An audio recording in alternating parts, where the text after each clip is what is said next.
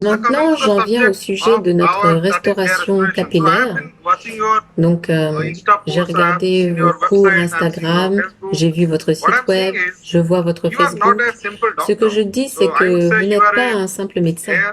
Donc, je dirais que vous êtes un artiste du cheveu. Juste avant cet entretien, j'ai commencé à regarder vos interventions. Vous savez, donc, j'ai vu la façon dont vous intervenez sur les transgenres, la façon dont vous intervenez sur les femmes, les stades 6 ou 7.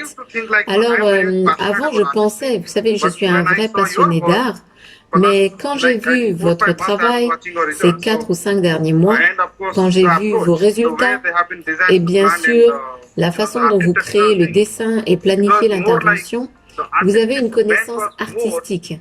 C'était plus votre côté artistique que l'on voit. Bien sûr, nous savons que vous maîtrisez la technique, mais votre côté artistique ressort de manière évidente. Et c'est pour cette raison que dans le monde aujourd'hui, tout le monde vous considère, vous le savez sans doute, comme le meilleur docteur. Si pas le numéro 1, je dirais que vous êtes dans le top 3 des meilleurs au monde. Je ne vois personne, vous savez, qui fasse un aussi bon travail que celui que vous faites actuellement. Et en ce sens, vous êtes une source d'inspiration quand il s'agit du côté artistique du travail.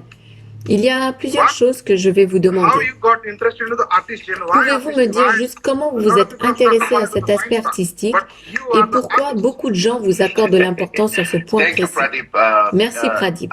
Je suis sûre que tu fais aussi du très bon travail à Eugénix et je sais aussi pourquoi tu as choisi ce nom. Revenons sur la partie artistique.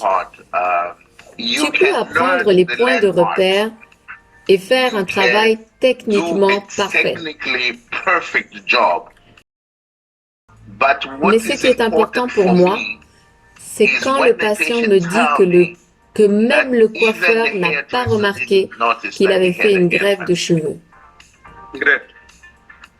Pourquoi je passe d'innombrables heures à observer la ligne naturelle des cheveux quand je suis dans l'avion et que je sais que je suis coincé pendant 8 heures quand je vais quelque part et que je n'ai rien d'autre à faire que d'ouvrir mes yeux et d'observer les gens qui passent. J'aime embarquer dans l'avion le premier. Comme ça, je peux regarder les gens de tous les groupes ethniques, juste observer la récession fronto-temporale, la ligne capillaire et la direction des cheveux. C'est presque une obsession. Et j'apprends tous les jours. Tu sais, parfois, je me souviens qu'en revenant de Washington, il y a une semaine, je regardais un monsieur et je me suis dit, oh, donc je peux aussi dessiner ma ligne capillaire de cette façon et ça aura quand même l'air naturel. Donc ce sont des choses qu'on observe. Ne pas avoir un seul schéma de ligne capillaire, comme vous pouvez le voir avec la plupart des praticiens.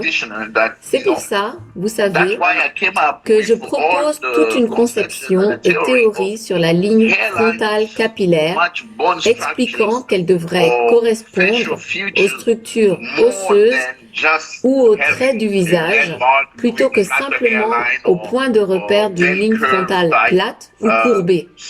Donc je tiens vraiment compte des structures osseuses. Des personnes qui ont une ligne capillaire en forme de cœur ou de poire seront différentes de personnes qui ont une ligne capillaire triangulaire ou rectangulaire. Et tout ça, c'est la même chose pour les structures osseuses ou la forme du visage. Donc je regarde surtout la forme du visage et je passe un temps incalculable à observer ce que Dieu a créé. Je dis toujours à mon patient qu'il n'y a pas de symétrie parfaite. Je déteste faire une ligne frontale parfaitement symétrique.